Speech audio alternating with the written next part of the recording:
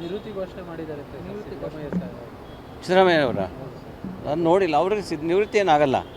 ಅವರ ಪಕ್ಷಕ್ಕೆ ಅವಶ್ಯಕತೆ ಇದೆ.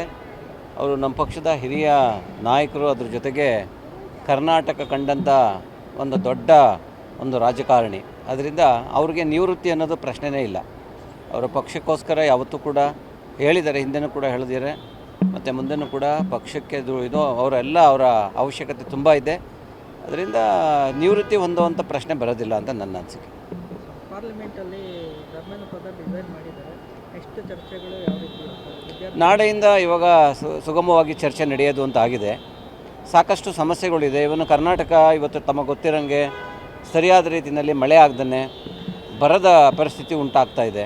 ಸೊ ಈ ಮಂತು ಮಳೆ ಬರಲಿಲ್ಲ ಅಂತಂದರೆ ತುಂಬ ರೈತರಿಗೆ ಬೆಳೆ ನಾಶಗಳು ಇದೆಲ್ಲ ಆಗಿದೆ. ಅದರ ಬಗ್ಗೆ ಮತ್ತು ಕರ್ನಾಟಕಕ್ಕೆ ಬರಬೇಕಾಗಿರುವಂಥ ಕೇಂದ್ರ ಸರ್ಕಾರದಿಂದ ಸಾಕಷ್ಟು ಹಣ ಏನಿದೆ, ಫಂಡ್ಸ್ ಏನಿದೆ, ಅದರ ಬಗ್ಗೆ ಎಲ್ಲ ನಾವು ಮಾತಾಡ್ತೀವಿ ಪಾರ್ಲಿಮೆಂಟಲ್ಲಿ.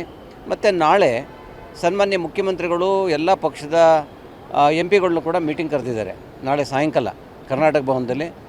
ಅದರಿಂದ ಅವರು ಕರ್ನಾಟಕಕ್ಕೆ ಬರಬೇಕಾದಂಥ ಕೇಂದ್ರ ಸರ್ಕಾರದಿಂದ ಏನು ಸವಲತ್ತುಗಳಿದೆ ಅದನ್ನೆಲ್ಲ ಯಾವ ರೀತಿ ಬರಬೇಕು, ಏನು ಮಾಡಬೇಕು ಸಂಸದರುಗಳು ಅನ್ನೋದ್ರ ಬಗ್ಗೆ ಒಂದು ದೊಡ್ಡ ಚರ್ಚೆ ನಡೀತಾ ಇದೆ. ಅದನ್ನು ನಾಳೆ ಇದೆ. ಇನ್ನು ಮುಂದಕ್ಕೆಲ್ಲ ಇನ್ನು 2-3 ವಾರನೂ ಕೂಡ ಕಂಟಿನ್ಯೂಸ್ ಆಗಿ ಹೌಸ್ ನಡೀತದೆ. ನಿವೃತ್ತಿ ಘೋಷಣೆ ಮಾಡಿದ್ದಾರೆ ಸಿದ್ದರಾಮಯ್ಯ ಸರ್. ಸಿದ್ದರಾಮಯ್ಯನವರ ನಾನು ನೋಡಿಲ್ಲ. ಅವ್ರಿಗೆ ನಿವೃತ್ತಿ ಏನಾಗಲ್ಲ. ಅವರ ಪಕ್ಷಕ್ಕೆ ಅವಶ್ಯಕತೆ ಇದೆ.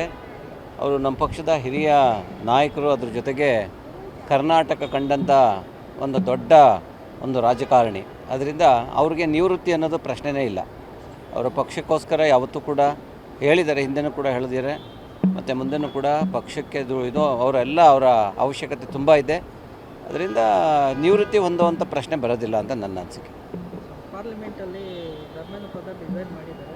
ನೆಕ್ಸ್ಟ್ ಚರ್ಚೆಗಳು ಯಾವ ರೀತಿ? ನಾಳೆಯಿಂದ ಇವಾಗ ಸುಗಮವಾಗಿ ಚರ್ಚೆ ನಡೆಯೋದು ಅಂತ ಆಗಿದೆ. ಸಾಕಷ್ಟು ಸಮಸ್ಯೆಗಳಿದೆ. ಇವನು ಕರ್ನಾಟಕ ಇವತ್ತು ತಮಗೆ ಗೊತ್ತಿರೋಂಗೆ ಸರಿಯಾದ ರೀತಿಯಲ್ಲಿ ಮಳೆ ಆಗದೇ ಬರದ ಪರಿಸ್ಥಿತಿ ಉಂಟಾಗ್ತಾ ಇದೆ. ಸೊ ಈ ಮಂತು ಮಳೆ ಬರಲಿಲ್ಲ ಅಂತಂದರೆ ತುಂಬ ರೈತರಿಗೆ ಬೆಳೆ ನಾಶಗಳು ಇದೆಲ್ಲ ಆಗಿದೆ.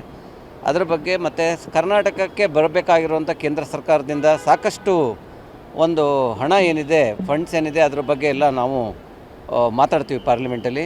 ಮತ್ತು ನಾಳೆ ಸನ್ಮಾನ್ಯ ಮುಖ್ಯಮಂತ್ರಿಗಳು ಎಲ್ಲ ಪಕ್ಷದ MP ಗಳನ್ನೂ ಕೂಡ ಮೀಟಿಂಗ್ ಕರೆದಿದ್ದಾರೆ ನಾಳೆ ಸಾಯಂಕಾಲ ಕರ್ನಾಟಕ ಭವನದಲ್ಲಿ.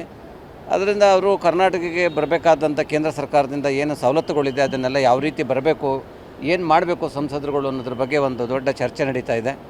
ಅದನ್ನು ನಾಳೆ ಇದೆ. ಇನ್ನು ಮುಂದಕ್ಕೆಲ್ಲ ಇನ್ನು 2-3 ವಾರನೂ ಕೂಡ ಕಂಟಿನ್ಯೂಸ್ ಆಗಿ ಹೌಸ್ ನಡೀತದೆ.